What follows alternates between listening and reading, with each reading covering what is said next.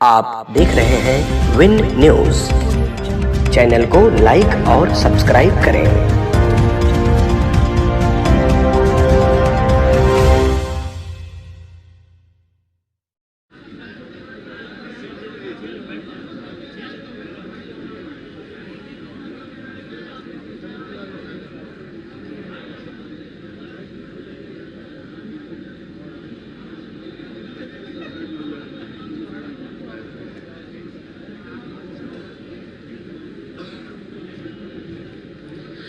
माननीय मुख्यमंत्री जी और अन्य विशिष्ट अतिथियों का अति व्यस्त कार्यक्रम है। हमारे बीच वैसे दूर दूर से लोग आए हुए हैं। वे माननीय मुख्यमंत्री जी का स्वागत करना चाहते थे, हमारे विशिष्ट अतिथियों का स्वागत करना चाहते थे, लेकिन अति व्यस्तता के कारण मैं कार्यक्रम को आगे बढ़ाते हुए मैं माननीय मुख्य अतिथि के स्वागत के लिए श्री लालजी प्रसाद निर्मल, जो अंबेडकर महासभा के राष्ट्रीय अध्यक्ष हैं, मैं उनको मंच पर आमंत्रित करता हूं कि माननीय मुख्यमंत्री जी के और विशिष्ट अतिथियों का स्वागत करें।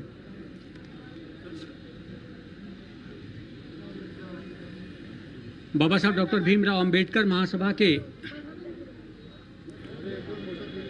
इस आयोजन में हमारे बीच में उपस्थित उत्तर प्रदेश के यशस्वी मुख्यमंत्री,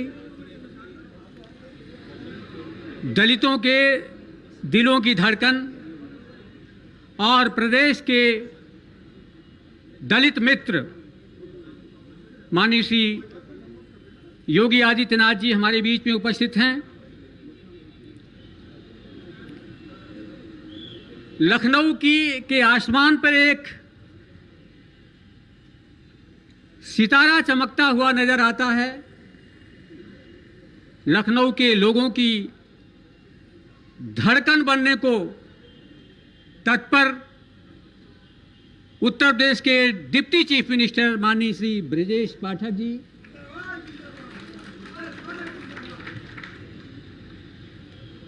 हमारे पथ प्रदर्शक,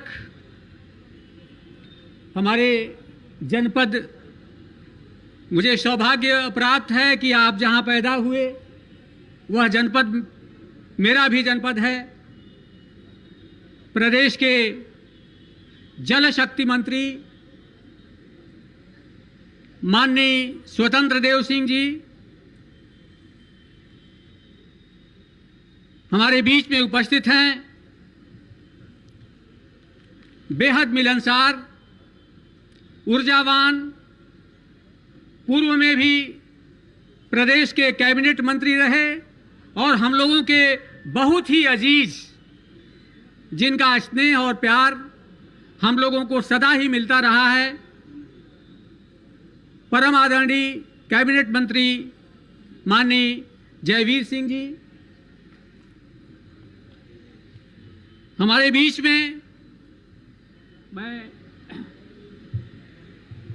बीच में अंबेडकर महासभा के विभिन्न आयोजनों, विभिन्न आंदोलनों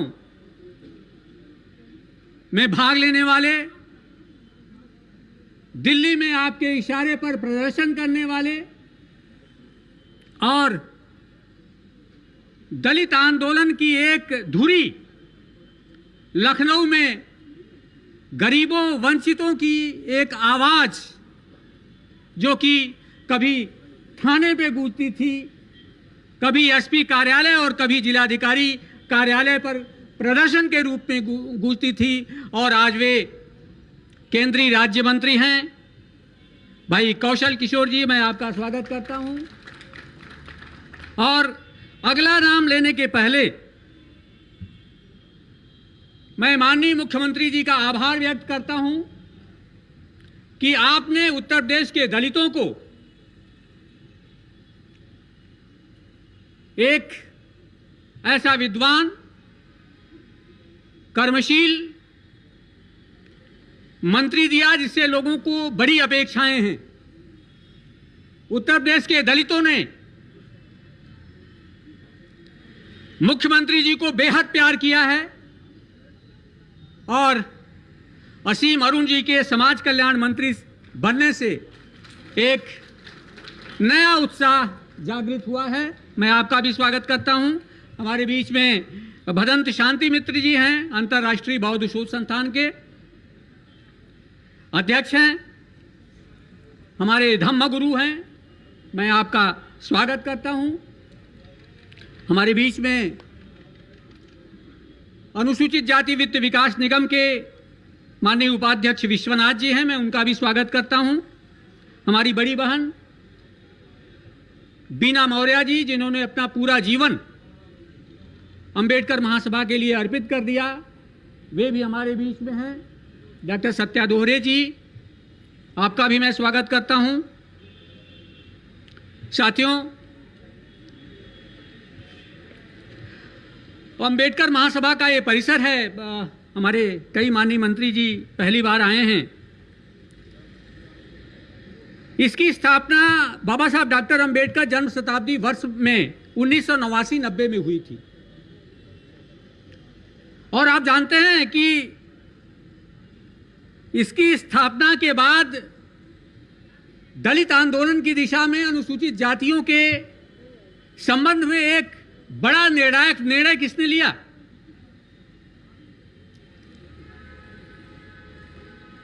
नवासी 90 में इस प्रदेश के मुख्यमंत्री कल्याण सिंह जी हुआ करते थे और उस समय कौशल किशोर जी को याद होगा, प्रदेश के दलित एक आंदोलन बड़े लंबे समय से कर रहे थे और बाबा साहब डॉक्टर अंबेडकर की भी उसमें सहमत थी पहले से ही कि अनुसूचित जातियों को, प्रदेश के दलितों को हरिजन शब्द से प्रयोग न किया जाए। कल्याण सिंह जी यहां आए थे, हम लोगों ने निवेदन किया था, रमापति शास्त्री जी समाज कल्याण मंत्री थे और पहली या दूसरी कैबिनेट में उत्तर प्रदेश से हरिजन शब्द को निषेध करने का जो निर्णय लिया वो माननीय कल्याण सिंह जी का निर्णय था। आज हम उनको भी याद करते हैं, उनकी स्मृतियों को नमन करते हैं। माई साहब डॉक्टर सविता अंबेडकर, बाबा साहब की पत्नी, अंबेडकर महासभा को उनका बड़ा स्नेह प्राप्त था और उन्होंने अपने हाथों से यहां बाबा साहब डॉक्टर अंबेडकर का अस्थि कलश स्थापित किया, जिसको आप देखते रहते हैं। और उनकी एक अभिलाषा थी, मैं पहले भी माननीय मुख्यमंत्री जी से कह चुका हूं, जब वे अपने हाथों से अस्थि कलश को स्थापित कर रही थी तो बड़े रुंधे गले से उन्होंने कहा था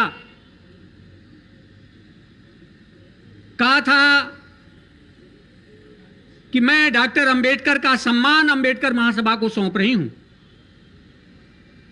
इस सम्मान की हिफाजत करना तुम लोगों का काम है और हो सके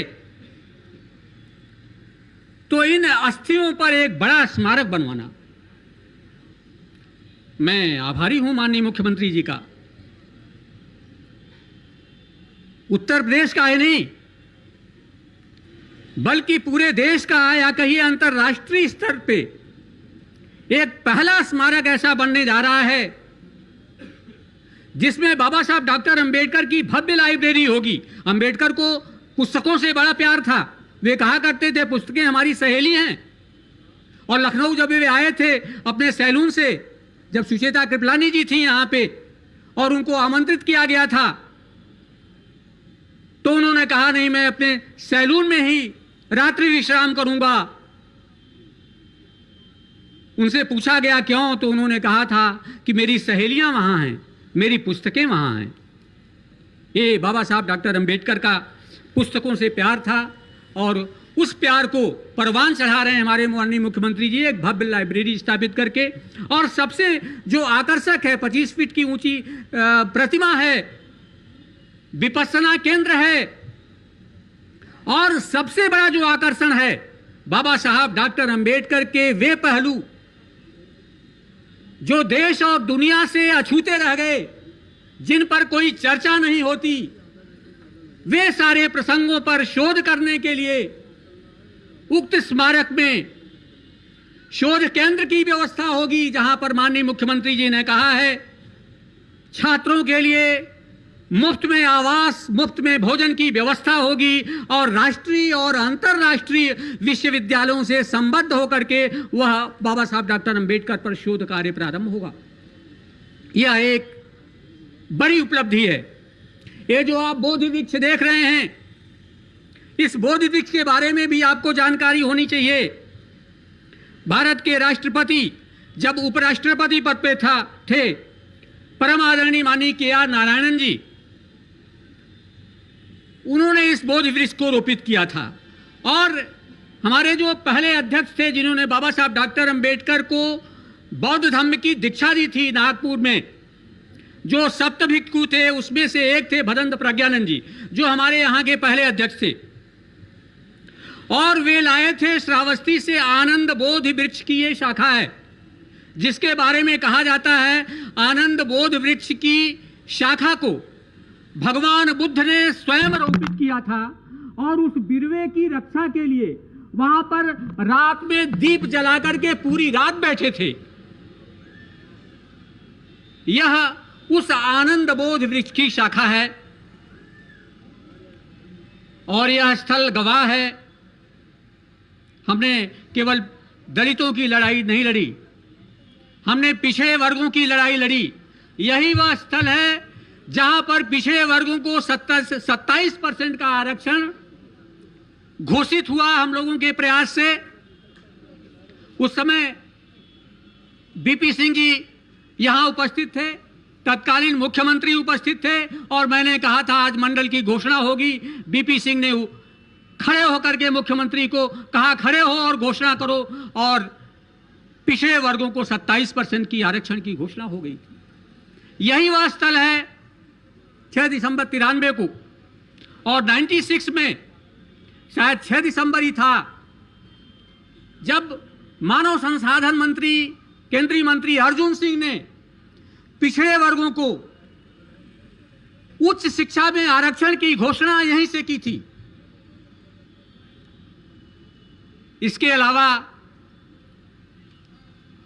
ये जो आपका आरक्षण अधिनियम है 1994 का, और ढेर सारी चीजें जो बाबा साहब डॉक्टर अंबेडकर का जो चित्र लगा सभी सरकारी कार्यालयों में, जो यह घोषणा हुई कि दलितों जो सरकारी जमीन पे दलित हैं उन्हें बेदखल नहीं किया जाएगा, यह सारे निर्णय इसी स्थल से हुए थे।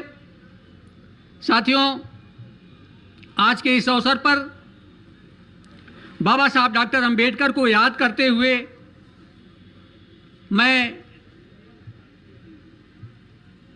आगरा में उनका दिया जो अंतिम भाषण था उसके 2 शब्द मैं जरूर उल्लेख करना चाहूंगा। 18 मार्च 1956 को बाबा साहब डॉक्टर अंबेडकर ने आगरा की एक विशाल जनसभा को संबोधित करते हुए कहा था कि पढ़े लिखे लोगों ने मुझे धोखा दिया है, वे समाज के कार्य करने के लिए आगे नहीं आए, और उन्होंने कहा था मैं अपने जीवन में एक कार्य नहीं कर पाया जिसका मुझे आजीवन मलाल रहेगा। उन्होंने कहा मैं अनुसूचित जाति के गरीब दलितों, मजदूर दलितों के लिए कुछ नहीं कर पाया, मैं उनके आवास की व्यवस्था नहीं कर पाया, मैं उनके जमीन की व्यवस्था नहीं कर पाया। और जब माननीय मुख्यमंत्री जी ने अपना संकल्प पत्र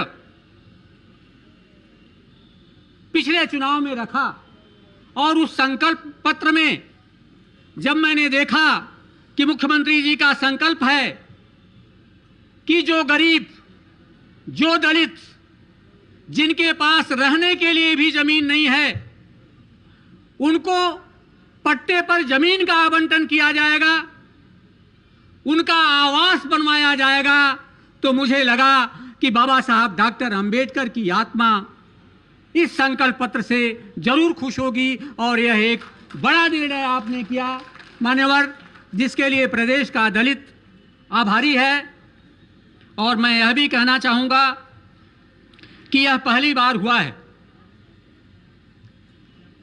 यह पहली बार हुआ है कि अनुसूचित जातियों को सरकार की योजनाओं का, चाहे आवास हो, आवास योजना हो, सौभाग्य हो, उज्ज्वला हो, आयुष्मान भारत, हमारी जो भी योजनाएं हैं, उसके 80 से 90% लाभार्थी दलित समाज के हैं।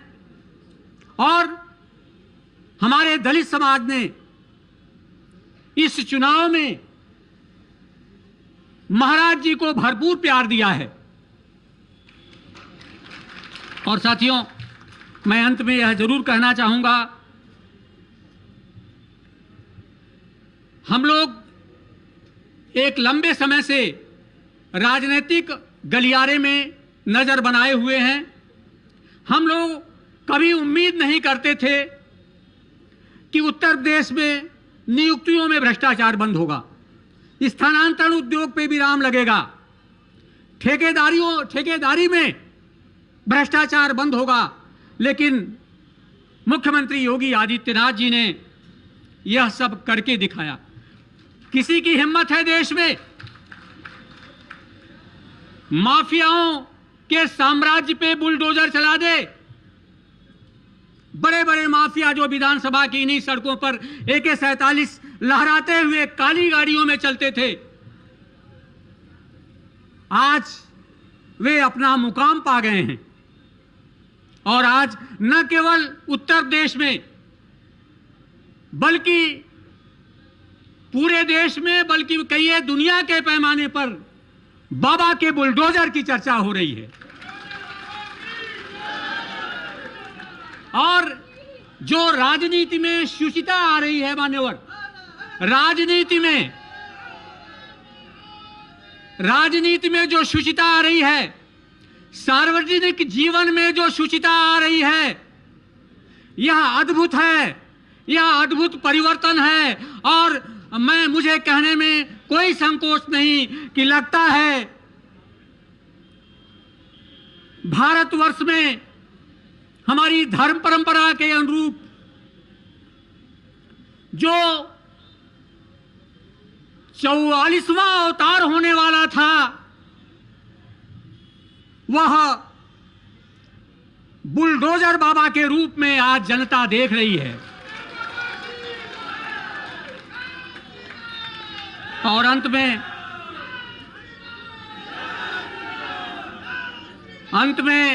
मैं आपका आभार इसलिए भी व्यक्त करना चाहूंगा कि आपने अंबेडकर को अपमानित करने वालों को उनकी जगह दिखा दी। ये वही लोग थे जो बहु बेटियों के बलात्कार पे कहा करते थे, लड़के हैं, लड़कों से गलतियां हो जाती हैं। जिन लोगों ने गाजियाबाद के, नोएडा के उस कांड को याद करिए जिसमें एक राक्षस निहारी कांड को महिलाओं से बलात्कार करता था, फिर उनके मांस को पका के खा जाता था। उसके बारे में कहा गया कि बड़े बड़े शहरों में छोटी छोटी गलतियां हो जाती हैं। इन लोगों को, जो अंबेडकर के विरोधी थे, जो मानवता के विरोधी थे, उनको मुख्यमंत्री योगी आदित्यनाथ जी ने उनके अंजाम तक पहुंचाया। और मुझे उम्मीद है दलित प्रदेश के दलितों को आपसे बड़ी अपेक्षाएं हैं, और मुझे उम्मीद है कि ये जो हमारी टीम है, असीम अरुण जी हैं, माननीय जयवीर सिंह जी हैं, स्वतंत्र देव सिंह जी हैं, और हमारे डिप्टी CM साहब हैं, भाई कौशल किशोर जी हैं, माननीय मुख्यमंत्री योगी आदित्यनाथ जी के नेतृत्व में इस प्रदेश के दलितों को, गरीबों को, वंचितों को न्याय मिलेगा। धन्यवाद। बहुत बहुत धन्यवाद सर। देश के वंचित और गरीब समाज की ओर से आपने माननीय मुख्यमंत्री जी का जो स्वागत किया है, जो आभार व्यक्त किया है, विशेष रूप से इस अम्बेडकर महासभा को आशीर्वाद माननीय मुख्यमंत्री जी का हमेशा मिला है। बाबा साहब एक बात कहते थे, cultivation of the mind is the ultimate aim of human existence, यानी कि बुद्धि का विकास ही मानव अस्तित्व का अंतिम लक्ष्य है। यहाँ पे जो प्रस्तावित अम्बेडकर स्मारक में लाइब्रेरी बन रही है, वह बाबा साहब के प्रति हमारी सच्ची श्रद्धांजलि होगी। बाबा साहब के निजी पुस्तकालय में लगभग 50,000 किताबें थीं, जो उस समय दुनिया की सर्वाधिक समृद्ध लाइब्रेरी थी। हम माननीय मुख्यमंत्री जी का आभार व्यक्त करते हैं। अब हमारे बीच समाज कल्याण मंत्री माननीय सीम अरुण जी मौजूद हैं। मैं सादर ससम्मान उनको मंच पर आमंत्रित करता हूं कि अपने आशीर्वचन से हमें अनुग्रहित करें।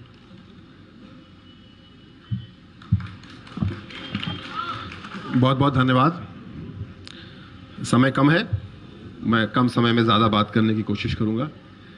आज हम सबका सौभाग्य है कि बाबा साहब अम्बेडकर जी की 131वें जन्म वर्ष में हम लोग उनकी जयंती मना रहे हैं।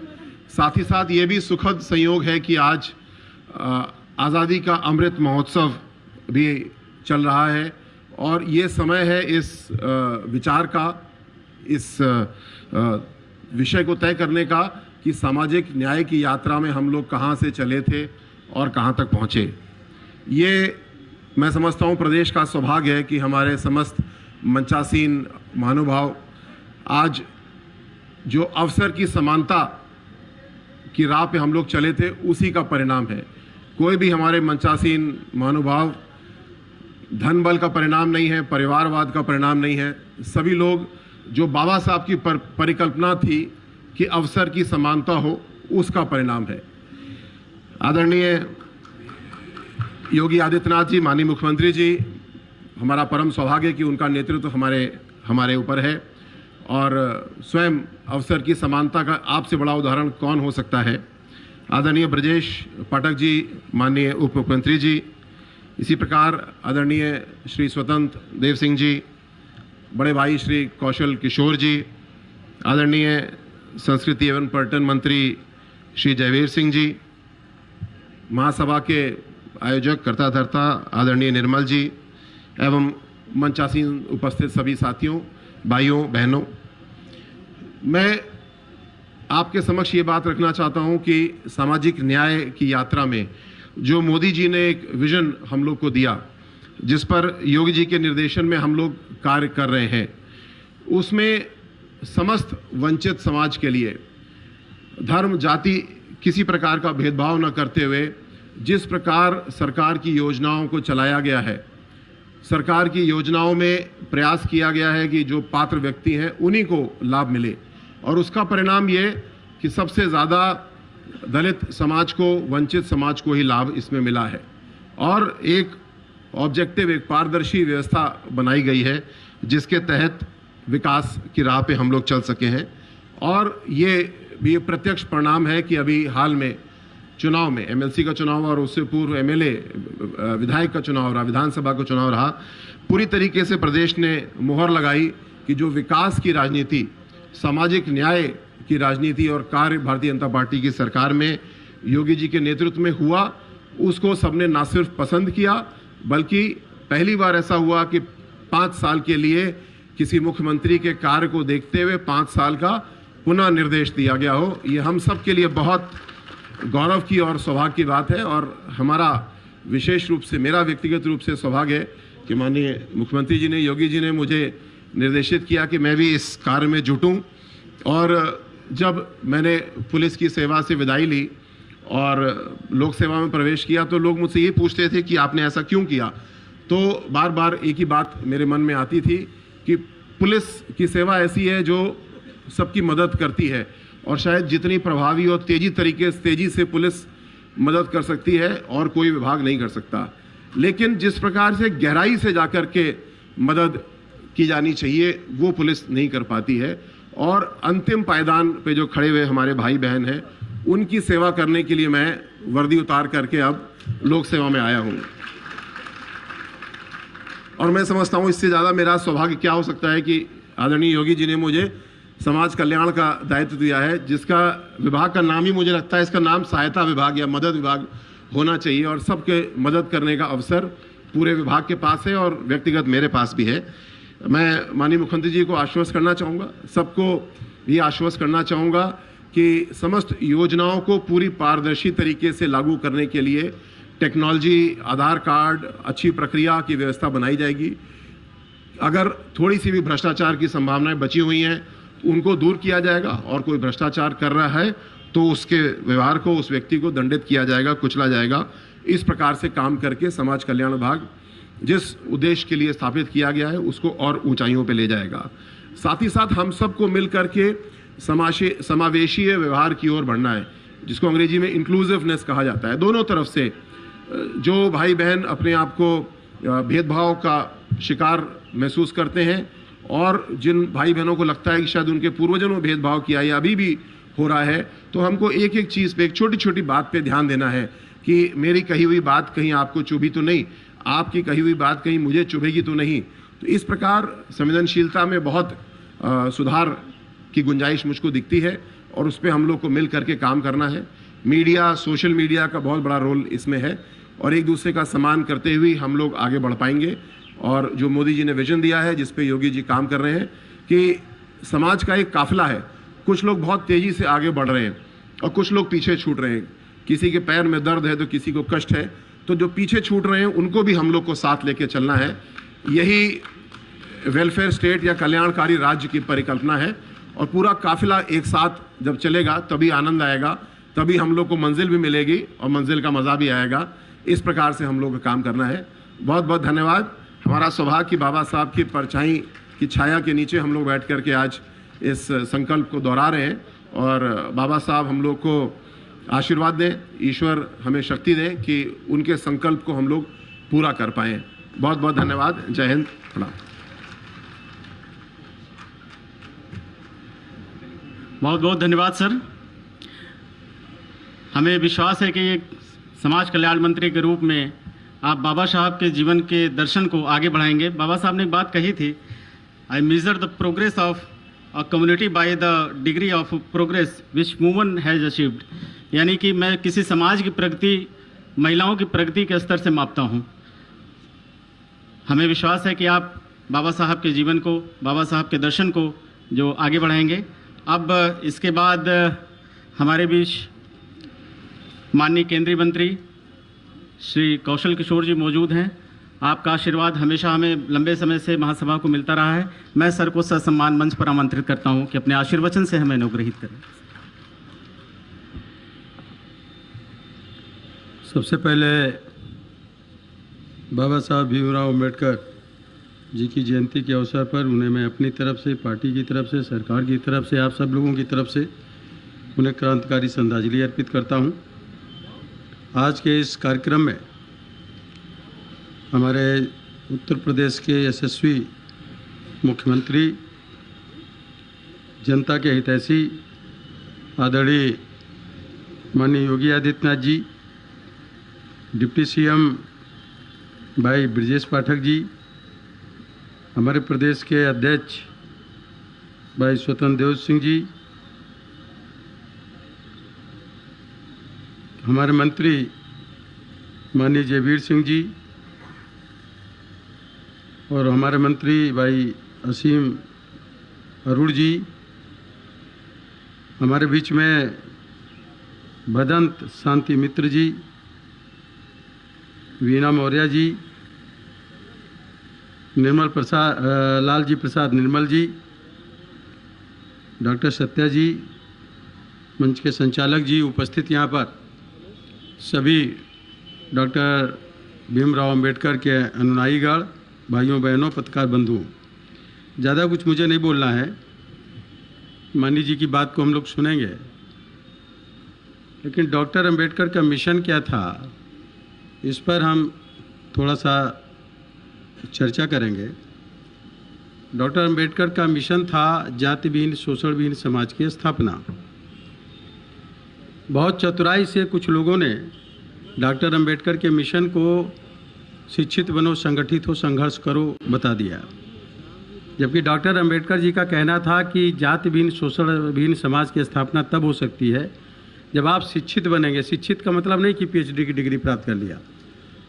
शोषण विहीन समाज का मतलब आर्थिक जो विषमता है उसका कारण क्या है, उसका निवारण क्या है, वो ज्ञान हमको प्राप्त होना चाहिए। ये शिक्षा है। और जो जाति विहीन समाज हम कैसे बनाएंगे, जातियों का भेद कैसे मिटाएंगे, उसका ज्ञान प्राप्त करें हम, उसके बारे में शिक्षित हों और उसका निवारण क्या है उसको जानें, तब हम एकजुट हों, यानी संगठित हों, और उसके बाद संघर्ष करें। संघर्ष का मतलब नहीं लाठी डंडा चलाना, संघर्ष का मतलब है कि हम एक जन आंदोलन खड़े कि जातियां खत्म होनी चाहिए, शोषण खत्म होना चाहिए, तब जाकर के मेरा मिशन पूरा होगा। और इस मिशन को डॉक्टर अंबेडकर ने कहा था कि अगर आप आगे न ले जाना तो इस मिशन को वही रोक देना, इस मेरे कारवां को पीछे ले जाने की ज़रूरत नहीं है। लेकिन अभी कालांतर में जो तमाम डॉक्टर अंबेडकर की प्रतिमाएं लगा करके और जय भीम बोलते रहे, और जो लोग ये डॉक्टर अंबेडकर की जयंती पर कहते रहे कोटि कोटि दलितों के मसीहा डॉक्टर भीमराव अंबेडकर, मुझे बहुत बुरा लगता था। मैं भी जाता था ऐसी उसमें। मैं आज फिर कहना चाहता हूं कि जितने लोग हो, अगर डॉक्टर अंबेडकर साहब को दिल से मानते हो तो डॉक्टर अंबेडकर जी 20वीं सदी के सिंबल ऑफ नॉलेज, ज्ञान के प्रतीक घोषित किए गए अमेरिका में। वो कोटि कोटि दलितों के मसीहा नहीं थे, सर्व समाज के मसीहा थे। इसलिए सबको सर्व समाज का मसीहा डॉक्टर अंबेडकर जी को कहना चाहिए, केवल दलितों का मसीहा कह करके उनको छोटा कर देना है। पहली बात, दलित शब्द का तो प्रयोग नहीं करना चाहिए। डॉक्टर अंबेडकर जी ने संविधान में कहीं भी दलित शब्द का उपयोग नहीं किया। दलित शब्द का कोई माने नहीं। अनुसूची एक बनाई गई, उसमें जातियां रखी गई, कौन कौन सी जातियां हैं, इसलिए उनको अनुसूचित जाति, अनुसूचित जनजाति में कुछ लोगों को रखने का काम किया गया। तो हम अपने मिशन से भटके नहीं। अगर मिशन से भटकने का काम करेंगे तो वो काम नहीं होगा। अब इसको पूरा कौन कर रहा है? इस मिशन पे किसने पूरा किया? जिसने ठेकेदारी ली थी, लिखा था दीवालों पर, क्या पूरा किया उन्होंने? नहीं पूरा किया। केवल डॉक्टर अंबेडकर को मूर्ति लगाना, उनकी पूजा करना, उनको जय भीम बोलना और डॉक्टर अंबेडकर की बात एक ना मानना, ऐसे मिशन कैसे पूरा हो जाएगा? ऐसे मिशन नहीं पूरा हो सकता। डॉक्टर अंबेडकर की बात माननी होगी, उनके मिशन को अपने जीवन में अपनाने का काम करना होगा, तब पूरा होगा। तो कौन कर रहा है? आप देख रहे हैं कि अभी हमारे तमाम गरीब तबके का आदमी के जिनके घर कच्चा घर है, छप्पर के नीचे रह रहे थे, तमाम लोग झोपड़पट्टी बना करके रह रहे थे, दूसरों का पक्का घर देखते थे तो उनको कहते थे कैसे मेरा कभी ये बनेगा। इस योजना को किसने लागू किया? आप देख रहे हैं कि प्रधानमंत्री जी ने पार्लियामेंट के पहले भाषण में अपने बोला कि मैं चाहता हूं कि आखिरी व्यक्ति, अंतिम व्यक्ति, मतलब जो आर्थिक रूप से कमजोर हो, उसका अपना निजी आवास हो, यानी पक्का घर हो, उसमें चूल्हा हो जो सुबह शाम जलता हो, मतलब रोजगार होगा तब मिलेगा, उसमें नल हो जो पानी देता हो, और बल्ब हो जो 24 घंटे जलता हो। ये सारी योजनाएं, रोटी कपड़ा मकान, किसको सबसे ज़्यादा इसको फायदा मिला? आज उत्तर प्रदेश के अंदर आपकी जब सरकार आई, माननीय योगी जी की सरकार, तो 43 लाख से ज़्यादा लोगों को आवास देने का काम किया गया। किन लोगों को ज़्यादा आवास मिले जरा सोचो, मुझे बताने की जरूरत नहीं है। इसके पहले की जो सरकार थी उसने ये काम नहीं किया। वो तो 18,000 आवास पास किए, सबको दिए भी कि नहीं दिए। कब्रिस्तान की बाउंड्री खींचते रहे लोग। वो लोग मुर्दा लोगों के लिए काम करते रहे, जिंदा लोगों के लिए काम नहीं किए। तो जिंदा लोगों के लिए काम कौन कर रहा? इसलिए शौचालय देना, आवास देना, मुफ्त में इलाज देना, लड़कियों की शादी कराना, और अभी हमारी पार्टी ने इस घोषणा पत्र में तय किया जो मुख्यमंत्री जी पूरा करेंगे, प्रत्येक परिवार से एक आदमी को स्वरोजगार के तहत उनको कमाने वाला एक व्यक्ति तैयार करना। किस मिशन को? ये आर्थिक रूप से शोषण विहीन समाज की जो स्थापना है वो केंद्र में मोदी जी और प्रदेश में योगी जी पूरा करने का काम कर रहे हैं। इसको हमको समझना है, इसको अपने दिल में उतारिए। मैं कोई खाली पॉलिटिकल भाषण नहीं दे रहा हूं, आप प्रैक्टिकल में करके देखिए, सोचिए ये सच है कि नहीं है। आप समझ करके देखिए कि मैं जो बोल रहा हूं उसमें कितनी सच्चाई है। और दूसरा, जाति विहीन समाज की स्थापना। अगर मैंने एक सवाल पार्लियामेंट में उठाया था कि जब तक जाति सूचक टाइटल अपने नाम के आगे लगाते रहेंगे और अपना नाम के साथ जाति बताते रहेंगे, तब तक के कैसे लोग जानेंगे? मेरे से कुछ लोग नाम पूछते, क्या नाम? कौशल किशोर। भाई और आगे बताओ, मुझे नहीं मालूम, आगे तो और कुछ नहीं लिखा मेरे भाई का नाम। मैं कहता मेरे बड़े भाई महावीर प्रसाद, छोटे भाई टेकचंद प्रसाद, और सबसे छोटे मनमोहन। बाप का नाम कल्लू प्रसाद, माँ का नाम पार्वती देवी, पत्नी का नाम जय देवी। कहना आप आगे नहीं बताते क्या? मैंने आगे और कुछ है नहीं, मैं इंसान हूं। आप जानना क्या चाहते हो? वो जाति जानना चाहता है व्यक्ति। पढ़ा लिखा आदमी जाति जानना चाहता है, वो खुद जाति में विभाजित है। और इसलिए इस काम को किसी ने करने का काम किया कि हमें जाति विहीन समाज की स्थापना करना है, तो राष्ट्रीय स्वयंसेवक संघ ने शुरू किया। वो अपने नाम के आगे जाति सूचक टाइटल लगाना बंद किया। और इसलिए कल मैंने एक कार्यक्रम किया, उसमें मैंने एक विषय लिखा कि डॉक्टर अंबेडकर के मिशन को पूरा करने में भारतीय जनता पार्टी और आरएसएस का भूमिका। मैं कह रहा हूं, आप जितने लोग यहां पर अनुयायी डॉक्टर अंबेडकर को मानते हो, तो आज संकल्प करो हम अपने नाम के आगे जाति सूचक टाइटल लगाने का काम नहीं करेंगे। और जितने लोग अपने रिश्तेदार, नातेदार, दोस्त यार हैं, उनके नाम के आगे से भी जाति सूचक टाइटल हटाने का काम करेंगे। अगर डॉक्टर अंबेडकर के जाति विहीन शोषण विहीन समाज की स्थापना करना चाहते हो तो अब ये बड़ा काम है। ये हिम्मत जुटानी पड़ेगी कि मैं कैसे नाम हटाऊं।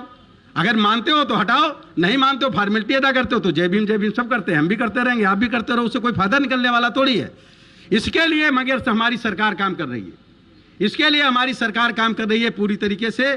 प्रदेश में योगी जी की सरकार लोगों को बराबरी का दर्जा देने का काम, लोगों को सुविधाएं देने का काम, लोगों को हक देने का काम, ये सरकार हमारी करने का काम कर रही है। और इसीलिए मैं आप लोगों को आज डॉक्टर अंबेडकर की जयंती के अवसर पर पुनः आप सब लोगों को इस बात के लिए बहुत बहुत बधाई और शुभकामनाएं देता हूं कि डॉक्टर अंबेडकर के कारवां को हमको आगे ले जाना है तो हमको जात बीन शोषण बीन समाज की स्थापना करने के लिए जो डॉक्टर अंबेडकर जी करते थे वही करना है, जो नहीं करते थे नहीं करना है। इसमें बहुत से ऐसे लोग होंगे, मैं बोलता हूं चूंकि कि पूरे देश के अंदर एक साजिश चल रही है इस समय, एक नशे से लोगों को, नई पीढ़ी के लोगों को ग्रसित कराने की, तो उससे लोगों को बचाना है। तो डॉक्टर अंबेडकर जी नशा नहीं करते थे, नशा नहीं करते थे।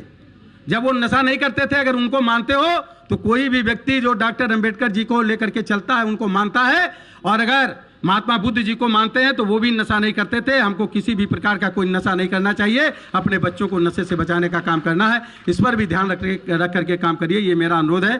फिर से आप लोगों को आभार व्यक्त करते हुए, धन्यवाद देते हुए मैं अपनी बात को खत्म करता हूँ। जय अम्बेडकर। बहुत बहुत धन्यवाद सर। आपने एक बड़ी अच्छी बात कही कि जाति विहीन समाज की संकल्पना ही बाबा साहब का मूल उद्देश्य था, बल्कि उन्होंने कहा भी था, we are the Indian firstly and lastly, हम आदि से अंत तक भारतीय हैं।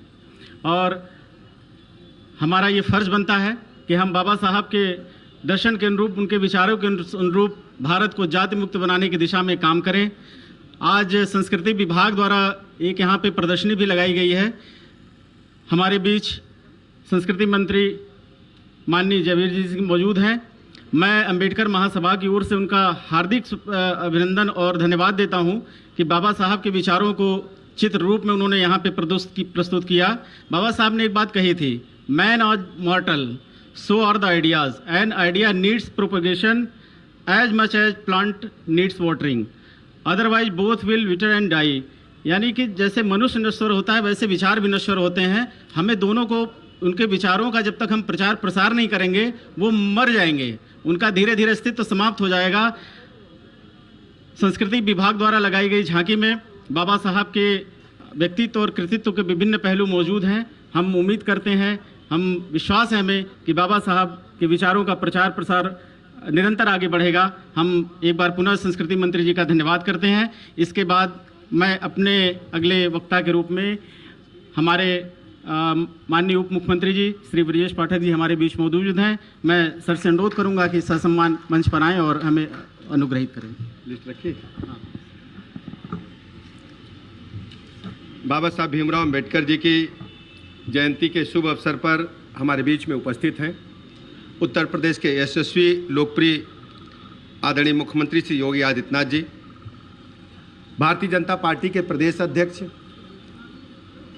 कार्यकर्ताओं के दिलों की आवाज़ आदरणीय स्वतंत्र देव सिंह जी, माननीय मंत्री जयवीर सिंह जी, माननीय मंत्री असीम अरोड़ जी, अंबेडकर महासभा के मुख्य कर्ता धर्ता हमारे पुराने साथी, पुराने मित्र डॉक्टर लालजी प्रसाद निर्मल जी, भंते शांति मित्र जी, प्रदेश अध्यक्ष अंतर्राष्ट्रीय बौद्ध शोध संस्थान आदरणीय विश्वनाथ जी, आदरणीय बहन बीना मौर्य जी, आदरणीय सत्या दोहरे जी,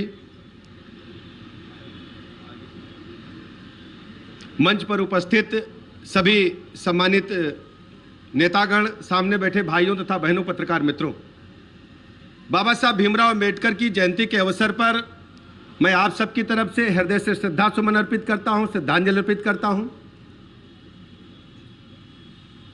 वर्तमान परिस्थितियों में यदि मन पर हम ठीक से विचार करें, बाबा साहब भीमराव अंबेडकर की सोच को यदि अमली जामा पहनाने का कोई काम कर रहा है तो आदरणीय प्रधानमंत्री नरेंद्र मोदी जी और आदरणीय मुख्यमंत्री योगी जी कर रहे हैं। समाज के दबाए गए, कुचले गए, पिछड़े, वंचित लोगों की आवाज बनकर कोई उभरा है तो भारतीय जनता पार्टी उभरी है। सभी को पक्का मकान, पीने का शुद्ध पानी, बिजली का रोशनी, 5 लाख तक का निःशुल्क इलाज, किसान सम्मान निधि, महीने में 2 बार निःशुल्क राशन, सैकड़ों ऐसी योजनाएं हैं जो बाबा साहब भीमराव अंबेडकर की सोच को 100% पूरा करती हैं।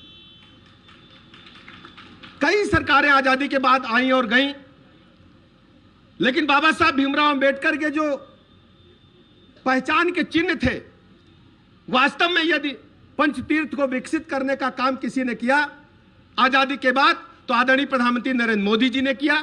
चाहे इंग्लैंड का मामला हो, चाहे महाराष्ट्र का हो, चाहे मध्य प्रदेश का हो, हर जगह उन्हें सम्मानित करके उनकी आवाज को बुलंद करने का काम आदरणीय प्रधानमंत्री जी ने किया है, आदरणीय मुख्यमंत्री जी ने किया है। इसलिए बहुत अधिक समय न लेते हुए मैं पूरा का पूरा समय आदरणीय मुख्यमंत्री जी को देता हूं और पुनः मैं बाबा साहब के चरणों में हृदय से श्रद्धा सुमन अर्पित करता हूं। बहुत बहुत धन्यवाद।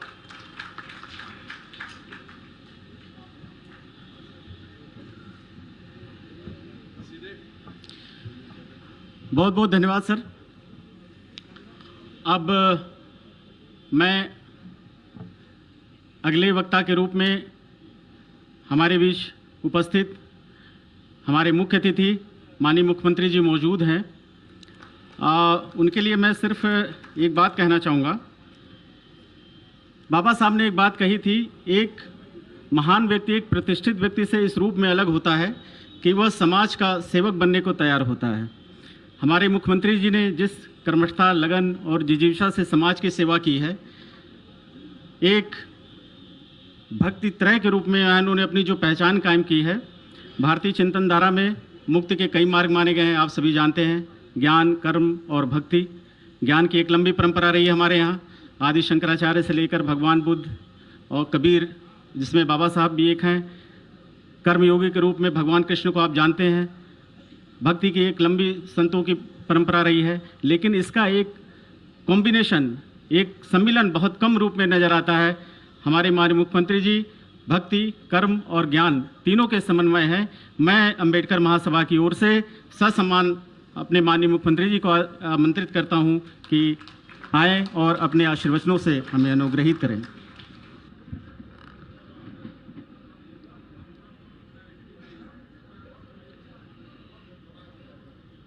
बोधिसत्व भारत रत्न बाबा साहब डॉक्टर भीमराव अंबेडकर जी की आज इस पावन जयंती के कार्यक्रम में मंच पर उपस्थित प्रदेश सरकार में मेरे वरिष्ठ सहयोगी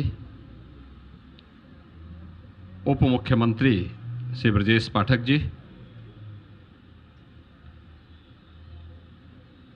प्रदेश सरकार में ही मंत्री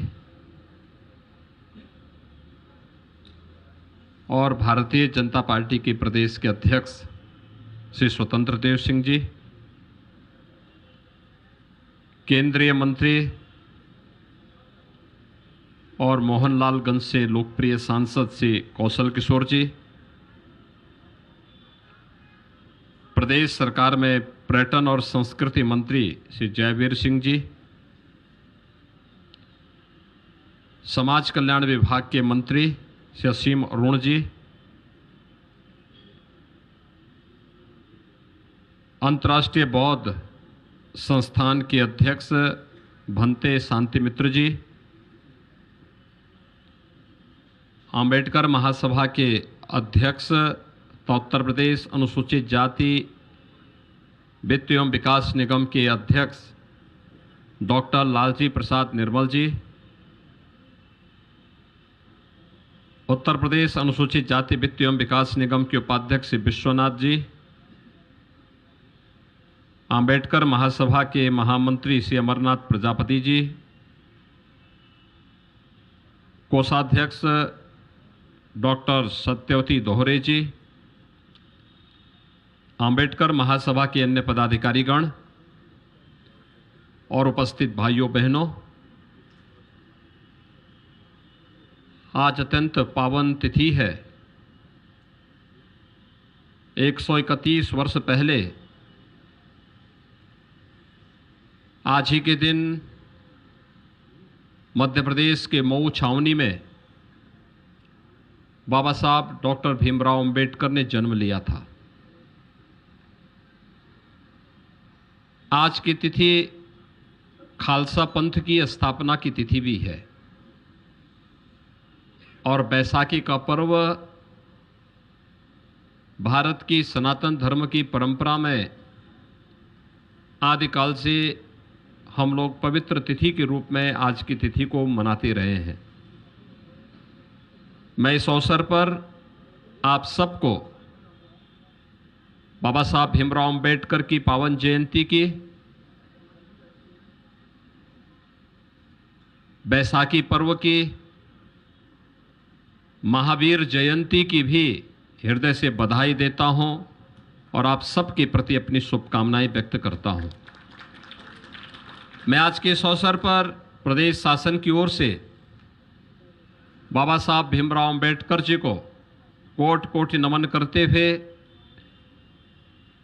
भारत को, एक स्वतंत्र भारत को कैसा भारत बनना चाहिए, इस प्रकार की दिग्दर्शिका के रूप में भारत के संविधान को प्रदान करने वाले बाबा साहब भीमराव अंबेडकर जी को प्रदेशवासियों की ओर से विनम्र श्रद्धांजलि भी अर्पित करता हूं।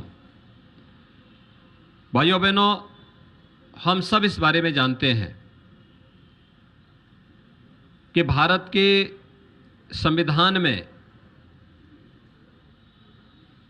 समानता, न्याय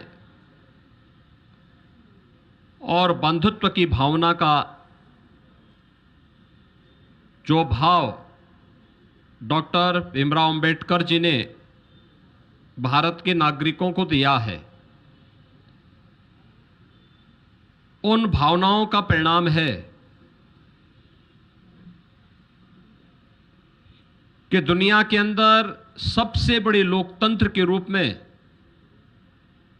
आज भी भारत दुनिया के लिए न केवल एक आश्चर्य बना हुआ है बल्कि एक नई प्रेरणा के साथ आगे बढ़ रहा है। हम सब आभारी हैं प्रधानमंत्री मोदी जी के,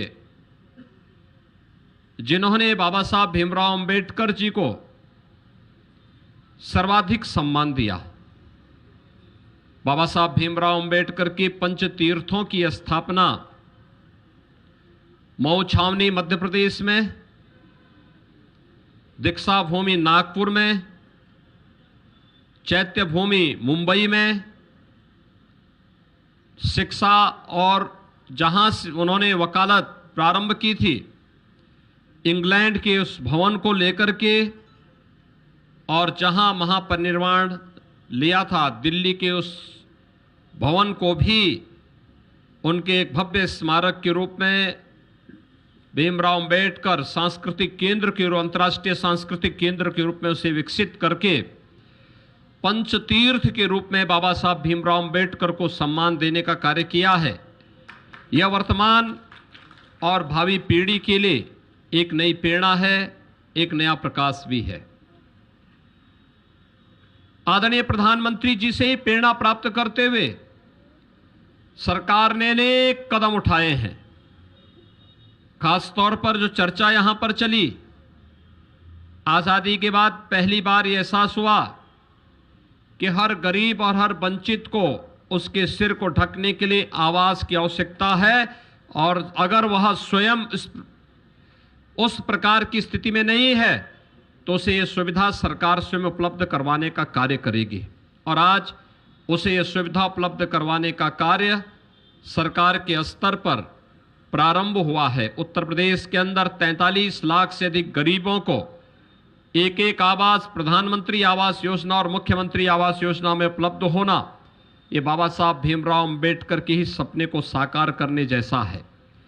हर गरीब के पास अपना शौचालय हो, बिना भेदभाव के आज 2 करोड़ 61 लाख से अधिक गरीब परिवारों को एक एक शौचालय उपलब्ध हो जाना, ये बाबा साहब भीमराव अंबेडकर के उस सपने को, जिसमें स्वच्छता का आग्रह तो है ही, लेकिन साथ साथ नारी गरिमा की सुरक्षा की भी इसमें पूरी व्यवस्था की गई है और उसका प्रतिनिधित्व करता है। हर घर में बिजली जले, शिक्षा के नए नए केंद्र स्थापित होना, अनुसूचित जाति जनजाति के नागरिकों के लिए विशेष प्रावधान करते उन्हें जीवन के प्रत्येक क्षेत्र में आगे बढ़ने के लिए एक नया मंच देने के साथ ही उन सभी गरीबों और वंचितों को जिनके आवास कहीं पर बने थे लेकिन उसका पट्टा किन्हीं कारणों से उन्हें उपलब्ध नहीं हो पाया था, उन्हें उजाड़ना नहीं बल्कि उनको बसाने की व्यवस्था वहीं पर हो, उन्हें आवासीय पट्टा वहां पर प्राप्त हो, इसकी व्यवस्था आज सरकार जिस रूप में प्रारंभ की है यह प्रधानमंत्री मोदी जी की प्रेरणा से बाबा साहब भीमराव अंबेडकर के सपने को साकार करने की एक मुहिम का ही हिस्सा है और उसी के तहत आज हम सब आपके बीच में आए हैं। भाइयों बहनों, हम सबको याद रखना होगा, बाबा साहब भीमराव अंबेडकर ने एक बात कही थी और वो बात उन्होंने कही थी कि अगर जीवन में आगे बढ़ना है तो चुनौतियों से भागना नहीं बल्कि उसका सामना करने से ही हम उस समस्या का समाधान का रास्ता भी निकाल पाएंगे। याद करिए, आज तो काफी परिवर्तन हुआ है, समाज, पूरी व्यवस्था, सरकारें सब आपके साथ में खड़ी होती हैं, लेकिन एक समय वह कालखंड कैसा रहा होगा जब बाबा साहब भीमराव अंबेडकर का जन्म हुआ होगा। उस समय छुआछूत और अस्पृश्यता की भावना, स्कूल में भी इस प्रकार की भावनाएं थी, प्रवेश में इस प्रकार की भावनाएं थी, जीवन के प्रत्येक क्षेत्र में आगे बढ़ने के लिए एक भावना थी, लेकिन उन्होंने पलायन का नहीं बल्कि जीवन में स्वयं से संघर्ष करने का रास्ता अपनाया और भगवान बुद्ध के उस मार्ग को अपनाया कि अप दीपो भव के उस भाव को उन्होंने जीवन में अंगीकार करने का प्रयास किया। और वही कारण है कि आज केवल भारत नहीं बल्कि पूरी दुनिया में जहां कहीं भी गरीबों की बात होती है, वंचितों की बात होती है, समाज के अंतिम पायदान पर खड़े हुए व्यक्ति की बात होती है, न्याय, बंधुता और समानता की बात होती है, स्वाधीनता की बात होती है, वहां पर बाबा साहब भीमराव अंबेडकर का नाम बड़ी श्रद्धा और बड़े सम्मान के साथ वहां का प्रत्येक नागरिक लेता है। और इसलिए लेता है क्योंकि वह राह बाबा साहब भीमराव अंबेडकर ने हम सबको दिखाई थी। और उन्होंने एक बात जो कही थी, हमें कभी नहीं भूलना चाहिए, हम आदि से अंत तक सदैव भारतीय हैं। इस भाव को अपने जीवन का हिस्सा बना करके जब हम कार्य करेंगे तो सदैव जीवन में सफलता का मार्ग सदैव हमारे जीवन में चूमता हुआ दिखाई देगा। मैं अंबेडकर महासभा को इस बात के लिए हृदय से धन्यवाद देता हूं कि उन्होंने इस लंबी परंपरा को 1991 से लेकर के लगातार इसको आगे बढ़ाने का कार्य किया। जब बाबा साहब भीमराव अंबेडकर की शताब्दी वर्ष जन्म जयंती का शताब्दी वर्ष पूरा देश मना रहा था, तब लखनऊ में डॉक्टर अंबेडकर महासभा इस आयोजन के साथ जुड़ करके इस कार्यक्रम को आगे बढ़ाने का कार्य किया। और आज इन्हीं के प्रयासों का परिणाम है उत्तर प्रदेश सरकार लखनऊ में बाबा साहब भीमराव अंबेडकर का एक भव्य स्मारक और सांस्कृतिक केंद्र की स्थापना के कार्यक्रम को तेजी के साथ आगे बढ़ाने का कार्य कर रही है। मेरा विश्वास है कि अगला कार्यक्रम जब हम लोग यहां पर आयोजित करेंगे तो वह कार्यक्रम उसी केंद्र में स्थापित होगा जहां पर अपना ऑडिटोरियम होगा, जहां पर बाबा साहब भीमराव अंबेडकर पर शोध करने के लिए हमारे युवाओं के लिए स्कॉलरशिप की व्यवस्था होगी, जहां पर बाबा साहब भीमराव अंबेडकर ने अपने समय में सबसे बड़ा पुस्तकालय स्थापित किया था, जिसमें वहां पर 50,000 से अधिक पुस्तकें मौजूद थी। जहां पर इस प्रकार का पुस्तकालय होगा जिस पुस्तकालय के माध्यम से हम वर्तमान पीढ़ी को और भावी पीढ़ी के लिए एक नई प्रेरणा और प्रकाश के लिए बाबा साहब भीमराव अंबेडकर जैसे महान व्यक्तित्व को उनके सामने रख करके उन्हें आगे बढ़ने के लिए प्रेरित कर पाएंगे। आज के इस अवसर पर मैं एक बार फिर से अंबेडकर महासभा को उनके द्वारा सम विषम परिस्थितियों में जूझते हुए, कार्य करते हुए, आगे बढ़ते हुए जिस प्रकार के प्रयास किए जा रहे हैं, इसके लिए उन्हें हृदय से धन्यवाद देता हूं। और मैं उन्हें आश्वस्त करता हूं कि सरकार बाबा साहब भीमराव अंबेडकर के सपने को साकार करने के लिए पूरी प्रतिबद्धता के साथ कार्य करेगी। उन्हें हर प्रकार से उन्हें सम्मान देने और उनकी भावनाओं के अनुरूप उत्तर प्रदेश में एक भेदभाव से रहित, एक समता, बंधुता और समानता की स्थापना के लिए पूरी प्रतिबद्धता के साथ कार्य करते हुए हम लोग मिलकर के नए भारत का, नए उत्तर प्रदेश के निर्माण में हम सब अपना योगदान देंगे। एक बार फिर से बाबा साहब भीमराव अंबेडकर की स्मृतियों को कोटि कोटि नमन करते हुए प्रदेश सरकार की ओर से मैं उन्हें विनम्र श्रद्धांजलि अर्पित करता हूं। धन्यवाद। जय हिंद।